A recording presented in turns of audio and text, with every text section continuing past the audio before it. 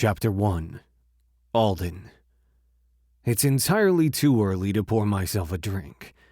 I know that, but it doesn't stop me from staring at the bottle of 20-year-old imported scotch on my desk for far too long. Loneliness is a funny thing. Not funny haha, of course. It has a way of making the days blend together, dragging into one endless slog of emptiness and too much booze. I never used to want for companionship. I was perfectly fine on my own or with whatever boy or boys happened to catch my attention for the evening.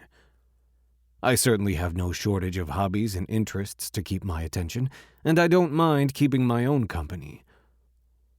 I was vaguely aware of a shift in my wants and needs several years ago. It started with an unease around the type of boys I typically enjoyed. I still found a thrill in earning submission from the most stubborn of boys, but I began to notice I felt empty after a scene.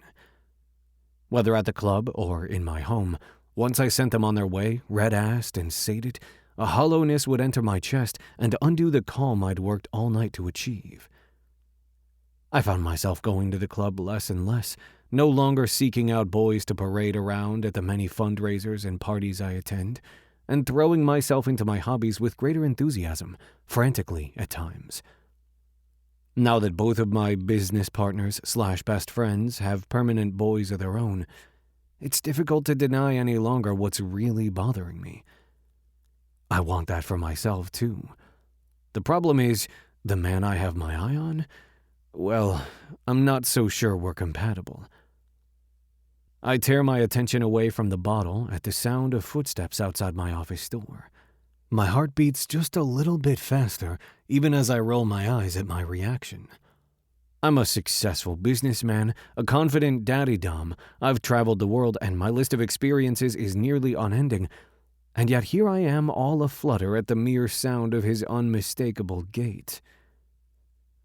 A soft knock at my office door has me sitting up straighter, squaring my shoulders and reflexively fixing my tie, even though I have no doubt it's impeccable and the state of my tie will have no impact whatsoever on Gannon's opinion of me, which, for the record, seems to be fairly low. "Come in," I call, the calmness in my voice belying the way my stomach dances as the door swings open and Gannon fills my doorway.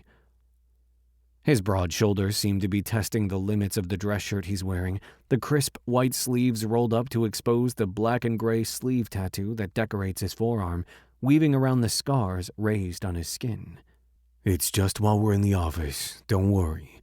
I'll roll them down so potential clients don't see my tattoos," he says defensively, clearly misinterpreting the meaning of my lingering gaze, which is probably for the best anyway.